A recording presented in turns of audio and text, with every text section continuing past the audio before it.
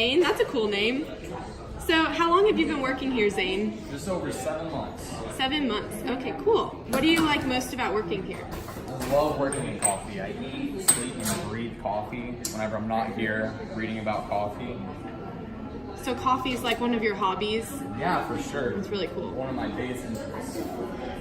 What all do you do for the Tipsy Bean? Like, what's your job description? So I'm a manager here at the Tipsy Bean. I do anything from making your coffee to taking inventory, any type of leadership duties. Cool. So how did y'all come up with the name Tipsy Bean?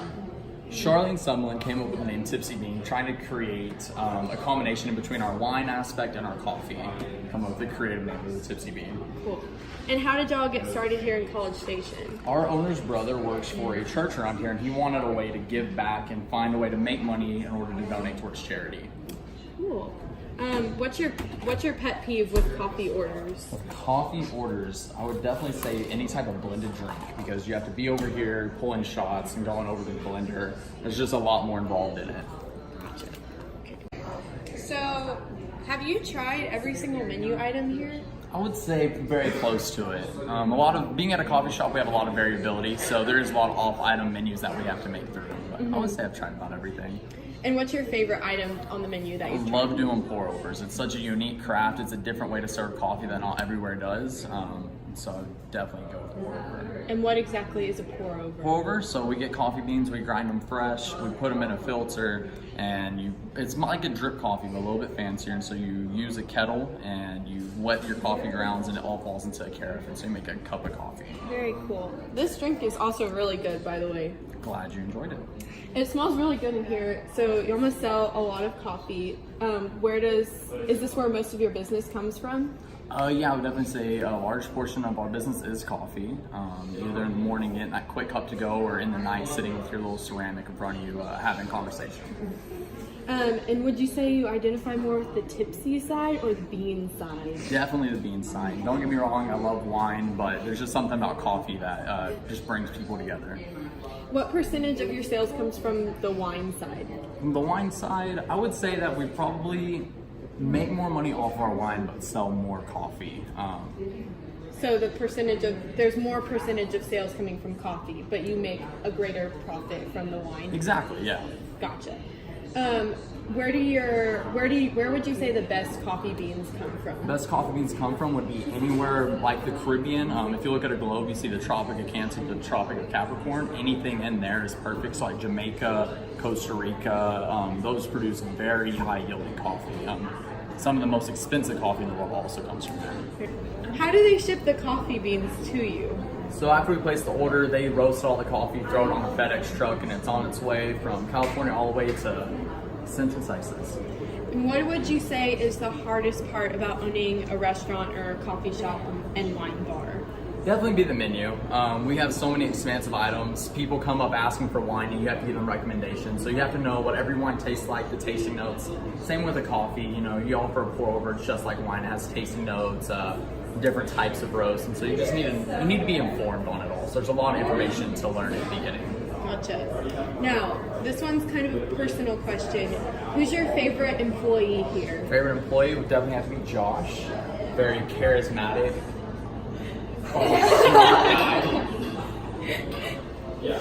Great. Josh looks like an awesome person. Oh, he is. So Zane, how do you handle a stock out here? So we do have a local roastery in College Station called What's the Buzz.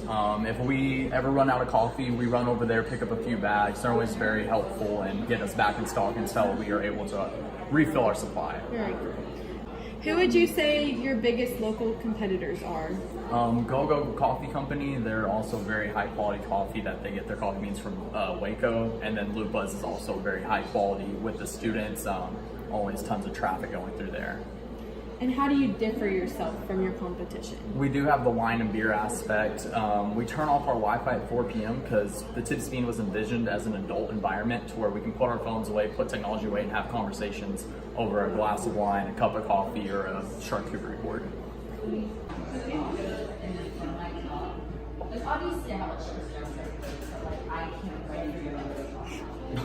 So you have this wine bar here. Where do you source all of your wines wines from? We have two different wine and beer distributors, one being Ambiance and one being Splurge. Cool. And how often do you make orders for this wine? The wine is, it's not as frequent as the coffee. If we ever start running low, we do have to do like emergency orders, but we keep a very large stock in the back, so I would say more on a once-a-month basis we're replenishing wine and beer. What would you say are the most popular wines on your menu? Our most popular wines would probably be our House Cabernet from Hill. It's a nice Spanish cab, and then we also have a House Sauvignon Blanc, which would be our most popular white. Would you say that you usually sell out of these, or do you have extras? We always have those in stock. We should never run out of those. We also use our house cab for our homemade sangria, so if we ever ran out of stock, it'd put us out of a lot of business items, so we always keep those in stock. So when you open the wine, do you sell these by the bottle, or do you only sell them by the glass? You can order a bottle of wine, and we can bring it out to the table and open it for you, or you can also buy it by the glass. And so when people buy by the glass, how long can you keep the rest of the wine once you've opened it before it goes bad? So it depends. We have a red wine that lasts 5 days after opening, and then a white wines or any type of sparkling rosés, anything like that, will be open for 7. And after that, we market it as wine waste. And which wines would you say have the most volume of wine waste? Most volumes of wine waste, we definitely have our sparkling wine, because that's kind of a unique item that will come in. People come in Saturday morning and want to drink it, and then you might not sell it until next Saturday, and by that time it's wine waste. And we have a lot of rosé options, and so those will also fall into the wine waste category. And would you say that wine waste is one of your bigger problems here at the Tipsy Bean? It's probably the most difficult adversity we have to face working here, is trying to market wine when it's going out, when it's going bad. So if it's within a day or two of the wine expiring, we do market on sale. But some people come in wanting a certain wine, and they're not just going to want a wine that we have on sale.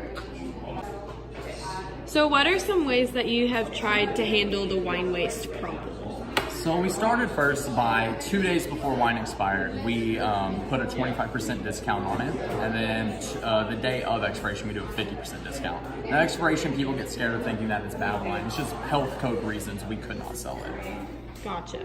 And is there a higher discount for labels that usually don't sell as well? We do a happy hour on Monday and Tuesdays for our less popular items, and so we try to move those on Monday and Tuesdays. Gotcha. So y'all also sell charcuterie boards, which are cheese boards. Right. Do y'all provide wine selections to pair with them whenever you sell those? Yeah, we do try to recommend certain wines, having the meat and cheeses on there. We do have a white wine that pairs really well to help cut back. Like the acidity in the wine helps cut away the cheese, and it pairs really well with dish. And have you ever considered maybe adjusting your supply of wine that you have in order to decrease wine waste? Try to keep it fresh and try to keep new ideas coming, and so we don't always just want to have the same wine in stock, so we switch wines out, but we've never actually considered cutting down on our wine list. Also, have you ever considered maybe using a local supplier like Messina Hoff or Specs even to buy wines that maybe have more uncertain demands, just to try them out since they're closer to Tipsy Bean? So one thing about the Tipsy Bean that makes us unique is all of our wine you cannot buy at H-E-B or a grocery store. When you have our wine, we want you to come back to have our wine. We want this to be a place of conversation and gathering around our own items. Gotcha. Okay, so one final question.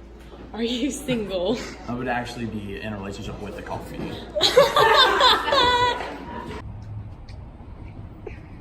That was really interesting. I feel like one way they could solve the wine waste dilemma is by using a reactive supplier. Yeah, and then he could order the wine that is in higher demand, that they're better able to predict the demand for ahead of time from their normal distributor, but then they can use a reactive supplier for the wine that has the more uncertain demand, so that they can wait to predict the demand until it's better able to be predicted. I think that's a great idea, Claire. Thanks.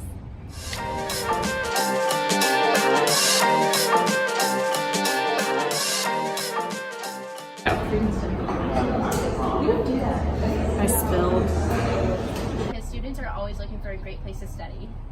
Megan, get it together.